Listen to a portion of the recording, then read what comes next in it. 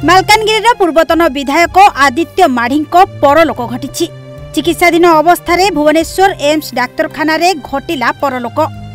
बहुत दिन धरी किडनी जनित रोग रे पीड़ित थिले पूर्वतन विधायक आदित्य माढ़ी।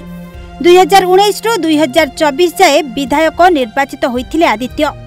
तेबे सबुठु दुखर विषय मृत्यु बेलकु तांकु मात्र 49 वर्ष बयस होइथिला। लगातार दुईटी पराजय परे 2019 रे मालकानगिरी विधानसभा निर्वाचन मंडली रे कांग्रेस प्रार्थी माला माझी को 25,569 खंड भोट व्यवधान रे परास्त करी से विजयी होइथिले। निकटरे शेष होइथिबा निर्वाचन रे स्वास्थ्यगत कारण दर्शाई माढ़ी बदल रे नरसिंह माडकामी को प्रार्थी करिथिबारु बीजेपी एही आसन बजाय रखिथिला। पूर्वतन विधायक थिले श्री आदित्य माढ़ी से बर्तमान तांकर गोटे दुखद खबर आसी पहुँची। से आ बर्तमान आम पाखे नहांती।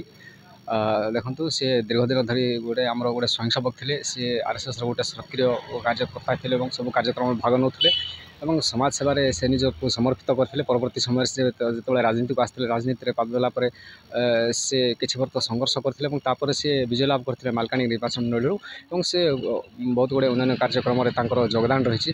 आज ये जो गोटे दुख खबर आसी पहुँचे आम समस्त मर्माहत और आम समस्ते गोटे आत्मार सद्गति कामना कर। मालकानगिरी जिला आज बहुत बड़ गोटे क्षति जे कि पूरण करहबनी। बहुत जड़े भल लीडर थिले आ समस्त को नहीं चलुले दल बल निर्विशेष समस्त को नहीं से चलुले।